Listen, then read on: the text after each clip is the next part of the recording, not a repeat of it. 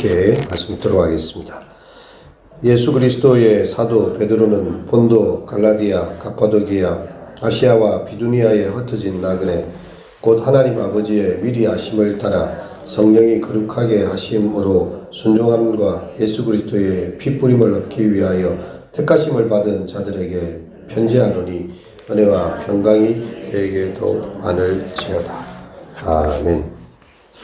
우리 베드로 서신을 만나게 되었는데요. 우리는 이 베드로에 대해서 익숙하게 잘 알고 있습니다. 그의 젊은 시절 예수님께서 부르셨지요. 그때에 배와 그물을 버려두고 예수님을 쫓았습니다. 예수님의 제자로 가장 또 이렇게 존경하는 제자고, 또 예수님께서 이렇게 천국의 열쇠를 맡기는 그 제자로 이렇게 부름을 받았지만, 예수님을 멀찍이 따라가다가 예수님을 모른다고 또 3번이나 부인하기도 합니다. 다부른 소리를 듣고 통곡하고요, 눈물을 흘리기도 했고, 빈 무덤에 제일 먼저 달려갔던 제자가 또 이 베드로이기도 합니다. 게네사렛 바닷가에서 예수님께서 베드로에게 3번 물으십니다. 요한의 아들 시몬아, 내가 나를 사랑하느냐? 그러고 나서 이제 내 양을 먹이라, 내 양을 치라, 이렇게 하시게 되는 거죠. 이 베드로가 얼굴에 주름이 패이고 이제 머리가 희끗해진 노사도가 되었습니다. 성도들에게 이 2편의 편지를 남기고 있는데요. 베드로가 보낸 첫 번째 서신이 베드로 전서입니다. 사도 바울처럼 많은 서신을 남기지 않았습니다. 하지만 이 2편의 서신을 통해서요, 우리에게 신앙의 가장 중요한 유산과 복음의 메시지를 남겨주고 있는 것이죠. 예수 그리스도의 사도 베드로는 이렇게 시작하고 있습니다. 바울 사도도 그리스도의 종된, 그리스도의 사도된 바울 이렇게 소개하고 있는데요. 베드로 또한 자신을 예수 그리스도의 사도 베드로라고 이야기를 하고 있습니다. 자신의 삶의 정체성을 단 하나로 표현하자면 예수님의 사도라는 그런 것이죠. 그리고 수신자들은요, 흩어진 나그네들인데 본도와 갈라디아, 갑바도기아, 아시아와 비두니아에 흩어진 나그네에게 이 편지를 적고 있다. 이렇게 이야기를 하고 있습니다. 이들은 과연 누구인가? 흩어진 나그네들은 누구인가?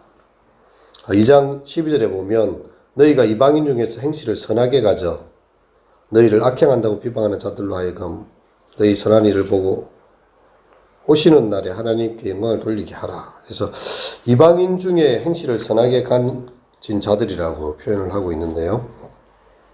칼빈 같은 신학자는 이 수신인들이 유대교에서 회심한 자들, 그러니까 유대인들이 회심한 자들이라고 이렇게 이야기를 했습니다. 하지만 오늘날 주석가들은 이들이 전에는 백성 아닌 자들로 이제 하나님의 백성 되었다. 2장 10절의 내용을 근거로 했어요. 너희가 전에는 백성이 아니더니 이제 하나님의 백성이요. 전에는 긍휼을 얻지 못하더니 이제는 긍휼을 얻은 자라. 이렇게 해서 이방인들의 회심자로 그렇게 보고 있습니다.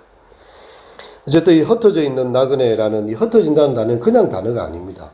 디아스포라라는 전문 용어 고유명사로서요, 팔레스타인 땅을 떠나서 이방 땅에 살고 있는 그런 유대민족을 지칭할 때 쓰는 말이기도 합니다. 본도와 갈라디아, 갑바도기아, 아시아, 비두니아, 지금은 터키 일대의 지역으로 당시에는 로마의 다 속주였던 곳입니다. 이 포악하고 잔인한 로마의 네로 황제가 기독교를 핍박하는 그 시기에 로마의 속국에서 신앙생활을 하려는 사람들은 상당한 핍박과 어려움이 있었습니다. 베드로 사도가 이들을 격려하기 위해서 이 편지를 적게 된 것이죠. 그들은 그 땅에서 나그네일 뿐이었습니다. 그들의 본향 이스라엘을 떠나서 살고 있기 때문입니다. 하지만 우리의 영적인 본질을 또 말해주는 것이기도 합니다. 실상 우리가 이렇게 이 땅 가운데 사는 것은 나그네의 삶을 사는 것이죠. 이 땅에서 100년을 넘기는 사람이 잘 있습니까? 100년이라는 나그네 세월을 지나고 본향으로 돌아가는 것입니다. 모든 육체는 풀과 같고 그 모든 영광은 풀의 꽃과 같으니 풀은 마르고 꽃은 떨어지는 때가 오죠. 우리 장례식에 가면 떨어진 국화를, 꺾어진 국화를 올려놓지 않습니까? 그의 화려했던 인생이 이제 다 꺾어지고 불의 꽃처럼 시들면서 그 인생의 모습을 보게 하는 침묵하는 국화는요, 너의 인생도 이렇게 언젠가 꺾여지고 시들어가게 될 것이다. 지금은 너가 이렇게 나의 장례식에 와서 슬퍼할지 모르겠지만 곧 너의 장례식이 이렇게 있을 것이고 누군가 네 앞에 국화를 꺾어서 이렇게 너를 이렇게 묵념할 것이다 라고 이야기하는 거죠. 그래서 우리의 육체의 시간은 그것과 같은 것입니다. 1장 17절에 보면 그리하여 외모로 보지 않고 각 사람의 행위대로 판단하시는 자를 너희가 아버지라 부른즉 너희의 나그네로 있을 때를 두려움으로 지내라. 예, 우리가 부르는 아버지는요, 각 사람의 행위를 다 판단하시는 분입니다. 참 무서운 일이죠. 이 불신자들이 하나님을 거부하는 이유 중에 하나는 이겁니다. 죽었는데 심판이 있다는 거예요. 죽어서 끝이 나야 되는데 물질로 흩어지고 먼지가 돼서 사라져 버려야 되는데 하나님 앞에 서가지고 각 사람의 행위대로 심판하시는 하나님 앞에 서야 된다는 것이 두려운 것이죠.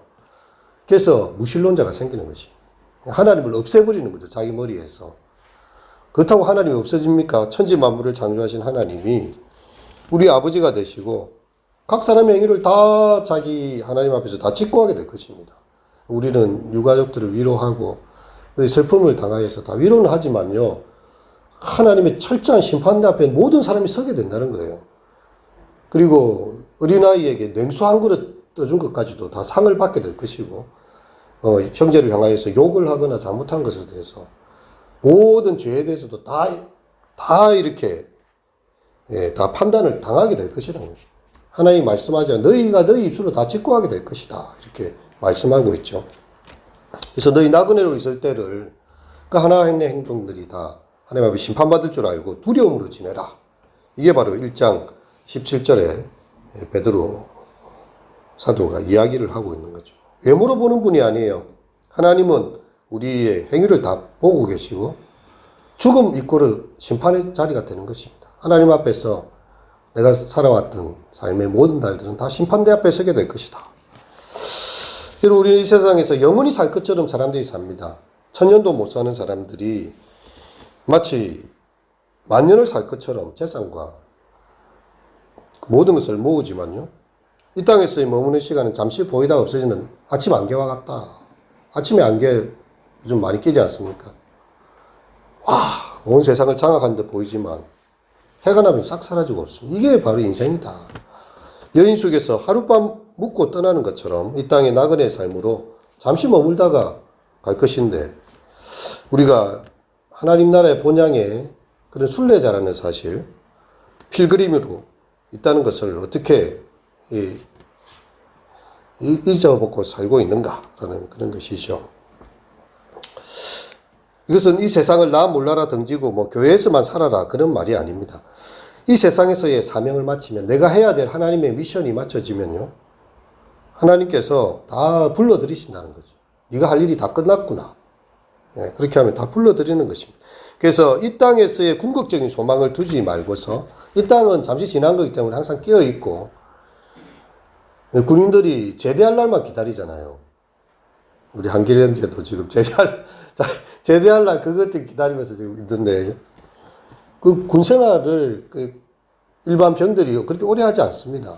짧은 시간을 밖에서 보면 짧은 시간이지만 안에 있을 때는 엄청 긴 시간이죠. 어쨌든 그 사명이 다 맞춰지고 마지막 복무가 끝이 나면 다 끝나고 나오기 때문에 거기에 소망을 두지 않습니다. 사회에 나와서 무엇을 할까 이걸 소망을 두는 것이죠. 그래서 무엇이 가장 중요한지를 아는 사람이 되라. 이 땅에서의 복음에 우리는 스파이로 살고 있다. 이 칼빈 신학자가 이야기했죠. 여러분 스파이가 하는 일이 뭡니까? 미션을 가지고 와요. 이 땅에. 자기가 할 일을 하고 나면 자기 본국으로 돌아갑니다. 왜냐하면 여기에 정착민이 아니거든요. 목표와 사명이 있기 때문에 자기에게 주어진 지령과 미션만 수행하면 자기 나라로 돌아가 버립니다. 그게 대사고 또 스파이고 그렇습니다. 이런 우리가 이 땅에서 영원히 사는 게 아니라 하나님 나라에 주신 사명을 다 끝을 내면요, 하나님께서 다 불러들이신다는 거죠. 그래서 우리는 하나님 아버지께서 미리 아심으로 선택된 자이고 성령의 거룩하심을 받은 자이며 그리스도의 피부림을 얻기 위하여 선택함을 입은 자들이다. 이 땅을 우리는 오늘도 밟고 살아가고 있지만 나의 소속은 어딘가? 하나님의 계획 속에 택하심을 입은 자인 것입니다. 그리고 우리가 여기 미국 대사들도 있고 영국 대사관, 일본 대사관, 이 사람들 와 있는데 그 사람 한국 사람 아닙니다. 한국 땅에 살고 있지만 자기 본국의 이익을 대변하고 본국의 안보나 여러 가지 일들을 하기 위해서 와 있는 것입니다.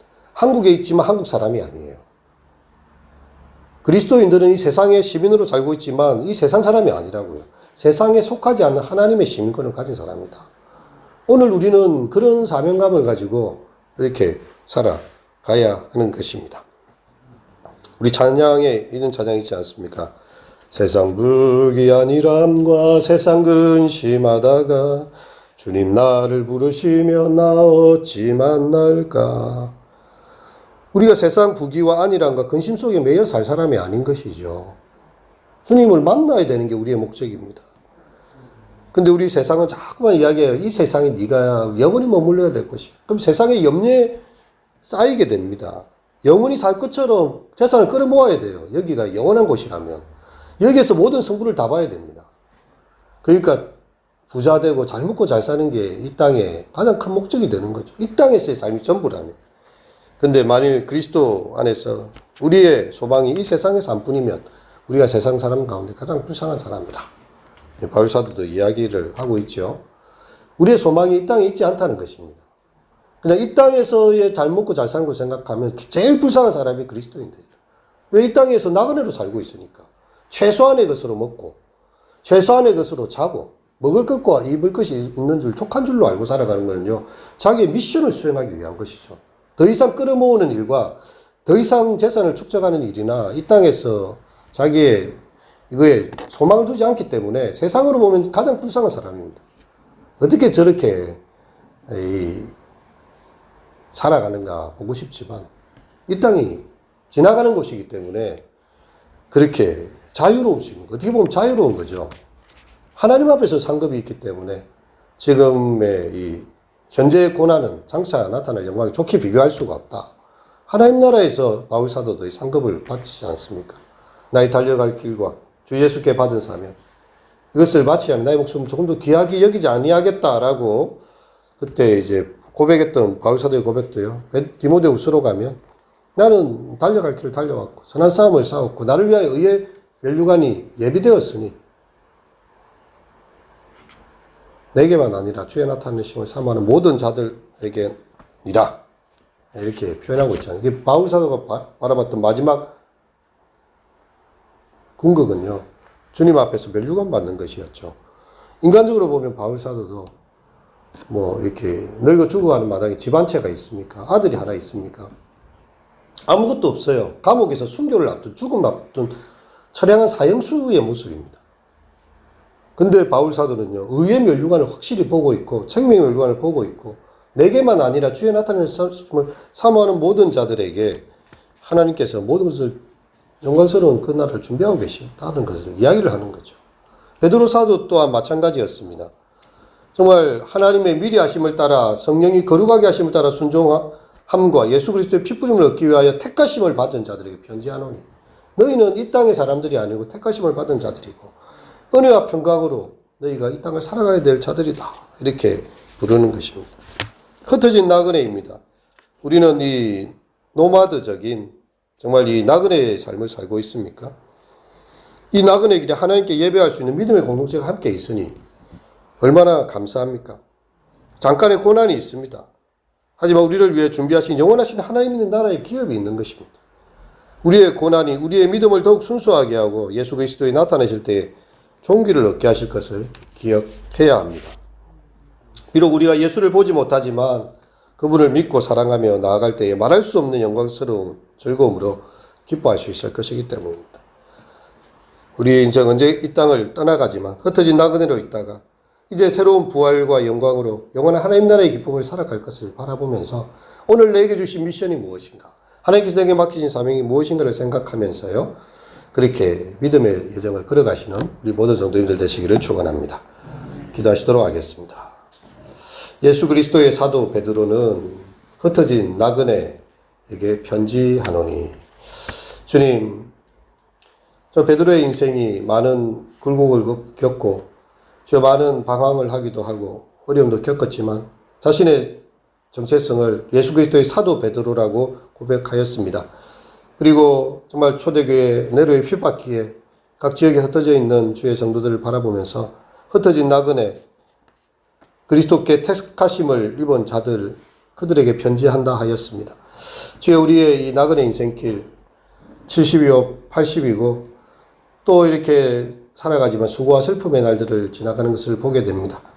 주님, 우리의 모든 여정이 마쳐지는 날, 주님 앞에 서게 될 그날을 소망하며 우리가 이 세상 그날까지 주님 사랑하며 우리에게 주어진 사명들을 잘 감당하고 착하고 충성된 종아, 내가 작은 일에 충성하였음에 큰 것으로 내게 맡기리니 내 주인의 즐거움에 참여할지어다 하시는 주의 음성 듣는 귀한 주의 자녀들 되게 하여 주시옵소서.